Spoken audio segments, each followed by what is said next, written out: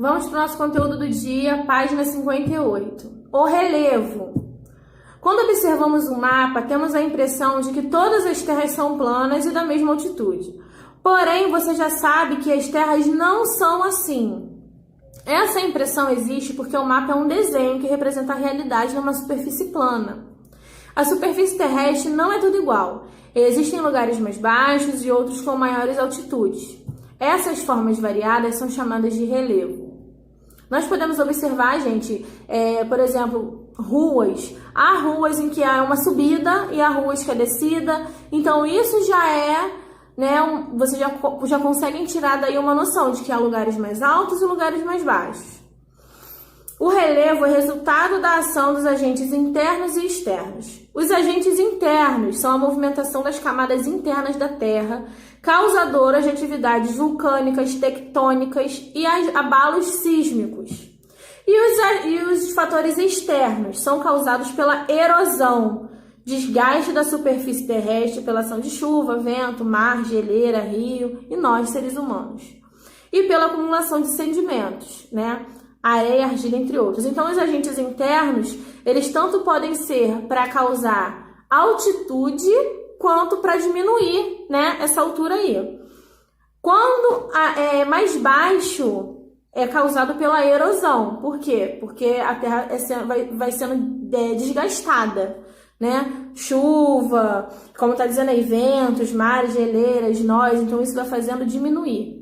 E no caso da acumulação de sedimentos, então acumular, a gente já tem uma ideia, acumular um em cima do outro, então vai criando montanhas, então isso é altitude. Vamos para a página 59. O Brasil tem um relevo pouco acidentado e altitudes pequenas. 93% da sua área total está abaixo de 900 metros. O Pico da Neblina, no estado do Amazonas, é o único ponto cuja altitude está próxima dos 3.000 metros. A altitude é a distância vertical medida entre um ponto da superfície da Terra e o nível do mar, considerado o nível zero. Observe a imagem. Então, nós temos a imagem aí representando. Veja o mapa e leia a legenda a seguir. Nós temos aí um mapa do Brasil e está escrito assim: o mapa do relevo ou mapa físico é específico de estudo das elevações do solo, ou seja, da topografia de uma região.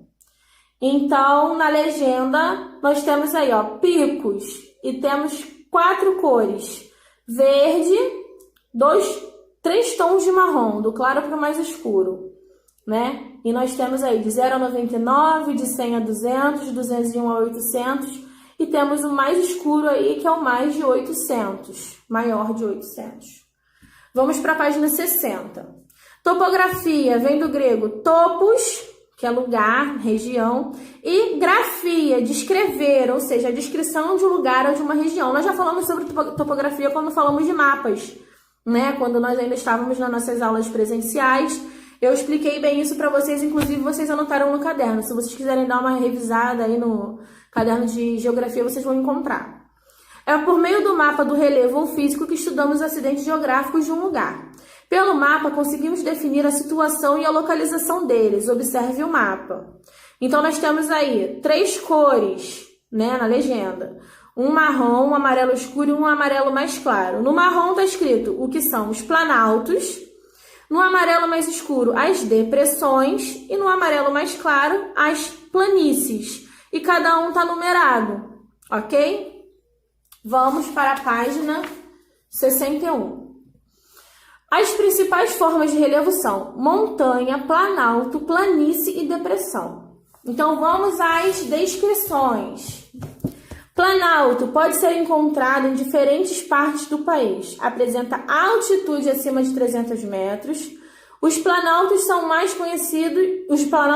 conhecidos são o Planalto Central, o Planalto Centro-Sul Mineiro e os planaltos da região amazônica. Planície é uma superfície geralmente plana, com altitudes até de mais ou menos 100 metros, sendo localizadas em áreas de baixa altitude. As planícies ficam ao longo dos rios ou do litoral. Uma depressão. Aparece em altitudes de 100 a 500 metros. Muitas depressões são situadas em regiões próximas de vales, de rios, como o Rio São Francisco, que atravessa alguns estados da região Nordeste. Montanha é uma grande elevação de terra e rocha bastante elevada em relação ao terreno que o rodeia. Porém, no Brasil não há registros de altitudes muito elevadas que a caracterizam. Observe as imagens. Parque do Pireneus, Pirenópolis, Goiás. Serra do Espírito Santo, Jalapão, Tocantins. Parque Nacional da Serra da Canastra, Minas Gerais. E montanhas de Zungarsk, Alatal, no Cazaquistão. Então, nós podemos ver a grande diferença, né, pessoal, de paisagem, de visualização. Nós vemos aí que no Parque dos Pirineus é mais plano, ou seja, mais retinho. Já na Serra do Espírito Santo, lá no Jalapão, tem algumas elevações, né, mais regulares, né? Tem uma altitude e segue aquela proporção. Aí na Serra da Canastra, nós temos vários relevos irregulares, não é isso? São várias montanhazinhas. E aí no Cazaquistão, nós temos aí as montanhas, né? Que são bem altas mesmo. São as mais altas aí das imagens que foram postas aí para nós como exemplos. Página 62.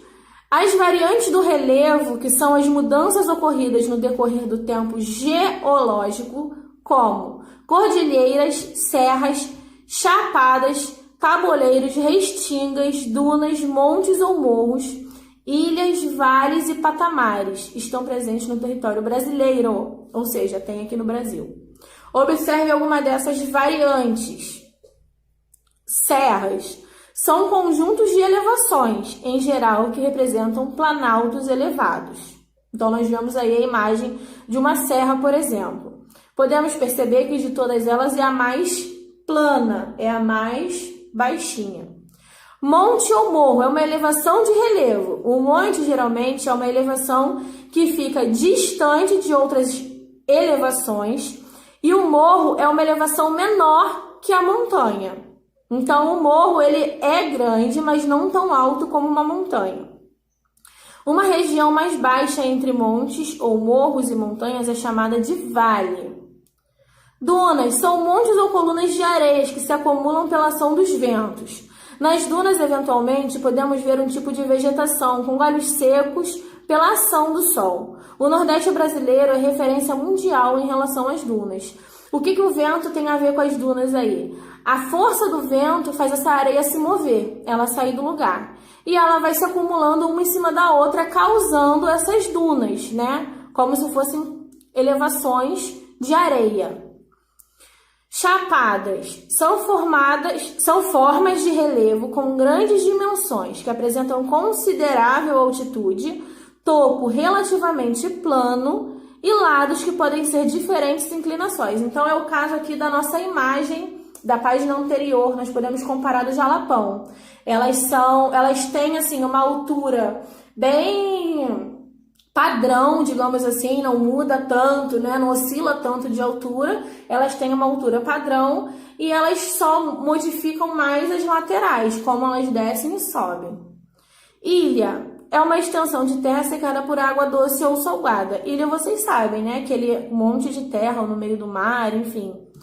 Então, tá aí a imagem para vocês verem. Embaixo. Parte do relevo da superfície da Terra está submersa, ou seja, embaixo d'água. A parte do relevo emergente, aqui vemos, chama-se continente. Abaixo das águas também existem verdadeiros vales e montanhas, mas não podemos vê-los. Os seres humanos, para suprir suas necessidades, alteram as formas do relevo, por exemplo, para construir túneis e estradas com áreas de serra. Um exemplo, alguém já passou por dentro de um túnel? Creio que muitos de vocês já. Como que é formado o túnel, gente? O túnel é um morro, uma montanha, né? Que o homem, com auxílio aí das máquinas, enfim, fazem buracos. Eles fazem furos nessa montanha para poder construir essa passagem, né? Como se fosse um atalho, porque se não houver esse buraco, eles teriam que fazer mais estradas para dar a volta desse morro e gastar mais tempo dirigindo, mais tempo de caminho. Então, assim, é como se fosse um atalho para ligar um lugar ao outro. Então, eles furam, ou seja, eles modificam essa paisagem natural. Eu vou deixar aqui uns exemplos para vocês verem como que funciona essa questão do túnel, tá bom? Vocês vão fazer as atividades da página 63 a 66. 3 paginazinhas de atividade. Bem tranquilo, tá, pessoal? A maioria aí é de selecionar. Espero que vocês tenham entendido, espero que vocês tenham gostado. E qualquer dúvida, já sabem, né? Só me chamar. Beijos. Agora vocês vão pegar o livro Enigmas e Desafios e vão fazer as páginas 6 e 7, tá bom? É bem facinho, vocês vão gostar de fazer, é bem tranquilo. Tá, gente? Um beijo. Espero vocês amanhã na nossa próxima aula, tá bom? Amo vocês, não esqueçam disso.